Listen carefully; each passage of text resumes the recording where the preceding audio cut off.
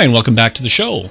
We are here today chatting with Sheldon Wolf, president of Canada Credit Fix. He is one of Canada's forensic credit experts. Sheldon sits on the board of directors for the Credit Institute of Canada and is also an educator for the credit industry.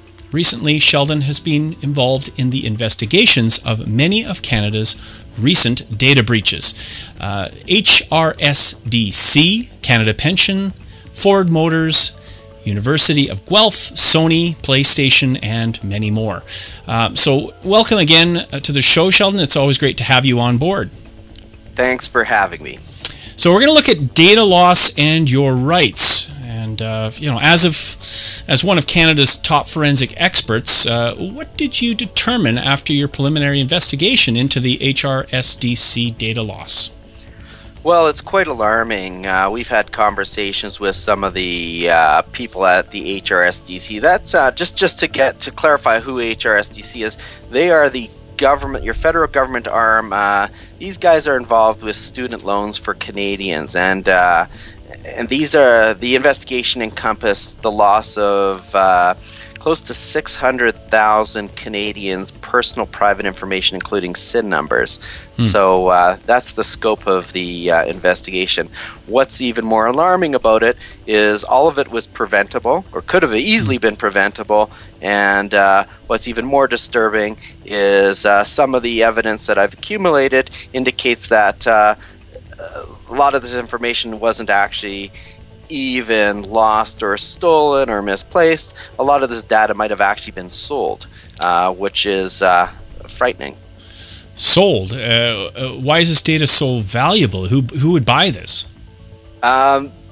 Consumer data is probably one of the most priceless commodities there is today. Your information, and not only for malicious purposes, not only for identity theft, but just your data, your information.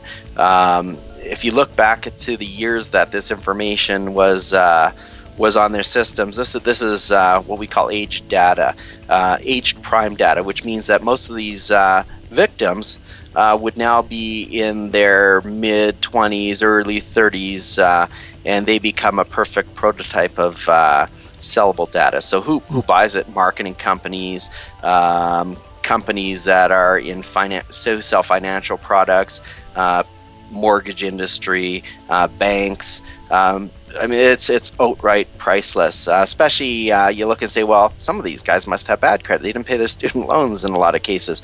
That's even more valuable, the bad data, because the bad data becomes purchased by companies who do marketing for trustees, debt settlement companies, etc., etc. So all data is priceless. Your data is priceless and worth thousands of dollars. I can't even tell you the value of this data would be close to $1 billion for 600,000 files.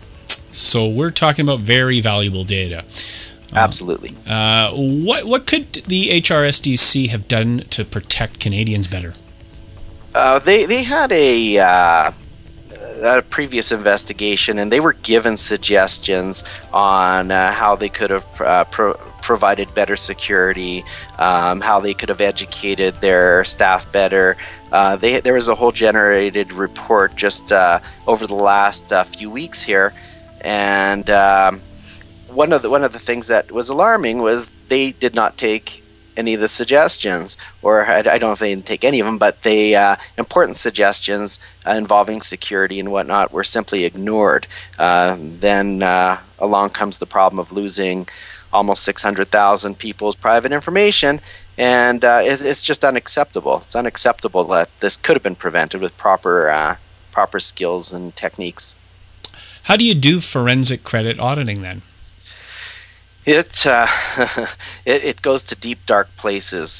First of all, you have to ask the question you asked: who buys this? And then you have to search, and you have to find who are the victims. Well, in this case, 600,000 Canadians were the victims, and that, believe it or not, represents a portion of the Canadian population in a certain demographic. So then you have to chase the data. You have to find out everyone that may have been a consumer, how it would have left, who would have purchased it. In this case, there's data scrapers that are involved. We can usually we were contacted by hundreds and hundreds of these victims of the HRSDC, and we were able to trace back certain components to the internet where it could have potentially been sold. So. Nonetheless, whether it's conclusive that it was sold or whether it was simply mishandled, either one of those are not acceptable. So, but it's an entire forensic process we go through, and like I said, it's pretty comprehensive. So, Sheldon, I understand that your company, Canada Credit Fix, has set up a program for all of these victims. It's also my understanding that the HRSDC and the University of Guelph have turned down your proposal to guarantee the safety of the victim's credit. Tell me more about this. I made a proposal to prove a point that how unwilling they were to change or to protect Canadians. I offered, I believe it was, this was several months back, something as silly as $1 a year per victim that they created, and they turned it down because they want to wash their hands as far as I'm concerned. I've had some high-level talks with people, and they're not interested. They made a mistake. From my perspective, they want to sweep it under the rug and only deal with it if it becomes a problem. So if you become a victim of identity theft, then maybe they'll talk. But until that point, they're not interested in preventing it. They're more interested in dealing with the mess as it hits the fan, so to speak. And that's the impression I got. Our fees, it costs us so little to protect Canadians, and so I set up the site identitylock.ca so the victims can join themselves in the meantime and until the class action suit's finished, and then they can recollect their fees and whatnot from the HRSDC. So as I understand it, the HRSDC have simply signed these victims up with free credit reports and expect that that was good enough to kind of fix their mistake? My view is they think that if you do the minimal and let people just see their credit reports and monitor themselves and, best of luck, and if there's a problem, we'll come talk to us then. Unfortunately, they created these high-risk consumers by their negligence, and they need to protect these people. Every single one of these is high risk. Every file that was kept or handled, and I'll go a step further. Because of their system that they have set up, I'd say even people who haven't been compromised yet are still what I call high risk. If these guys are holding any consumer data on anyone, and this is an example of how they handled the data, well, everybody who gave their information to the federal government, the HRSDC there, is high risk. What is the difference between the credit monitoring service that Equifax or TransUnion offers and what it is that you do? They essentially have a credit monitoring program, which we think is essential. In no way do I think it's not an important program. People should be diligent with their credit. But credit monitoring, where you're looking at your own report, determining what's changed or what hasn't, and versus live monitoring, where we take the same credit report and have our forensic experts review it, check logarithms, check synchronization, check the internet for data leakage, and use our data scanners and grabbers and all that other forensic stuff that we do, takes it to a whole different level, because you can look at your credit report, and most Canadians will agree that they'll look at the credit report and look at it and say, hey, I'm looking at a credit report. When I look at your credit report, I'm looking at code. I'm looking at things like that and variables. And then when I search things and run it through our programs, I can see things that may not be on your credit report that are definitely floating around the web, and all these other fun things that say to me, Sheldon, this guy should be on high alert. Something needs to stop this before it becomes a major problem, not after. I mean, prevention is the best cure, is what they say, right? Well, and it is quite scary. So what's the best way to protect yourself? Be diligent. Our company is set up to be low cost. It's people spend more money putting virus protectors on their computer, which protect their information on their computer and protect the safety of their computer. but they'll spend virtually nothing protecting themselves when it comes to their credit, which to me is the most important aspect of your life. Because I mean, let's face it, nowadays you need credit for almost anything. And here's the most important thing I have to say: when it comes to credit, when it comes to identity theft, it's not like it was 10 years ago. Today, it's not a matter of will you become a victim. Today, it's when will you become a victim. So why is it important to have live monitoring and a credit expert on the watch? Real people can spot things. I will tell you that probably 9 out of 10 of our clients that are currently in for credit restoration had no idea that they had been a victim of identity theft until I pointed it out. Their original phone call to me was because something was on their credit what wasn't theirs, and they thought it was just a mix-up that Equifax made. And the conversation always starts out that way. Equifax screwed up. You've heard me say that before. TransUnion screwed up. It's not them screwing up. They don't know who you are. They just get data from data furnishers. So if Royal Bank, for example, reports a loan on your credit and it's not yours, well, Equifax didn't put that on there. This is information being fed in through data furnishers. Somebody applied for a loan and it's now on your credit. It may be yours. It may not be. It may be identity theft. It may just be a mismatch.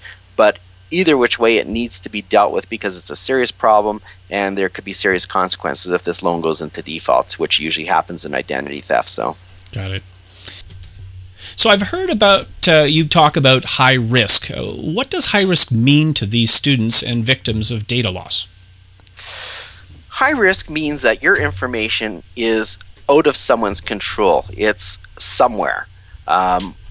Where you can control it is fine. It's when you can't control your own data. So anything involving your credit information, your banking information, your personal information, your SIN number, anything that you've left in your employer's control, anything you've left in the bank's control, in the government's control, if they're not handling protecting of your data properly and the information that you've provided them, you're high risk.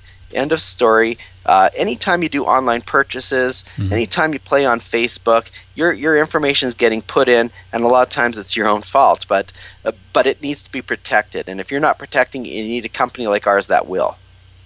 So what would you recommend to all the students and victims of the HRSDC and University of Guelph data breaches? Should all of these people join into these class action lawsuits? Absolutely. There's some very, very diligent lawyers. I've spoken with a lot of them.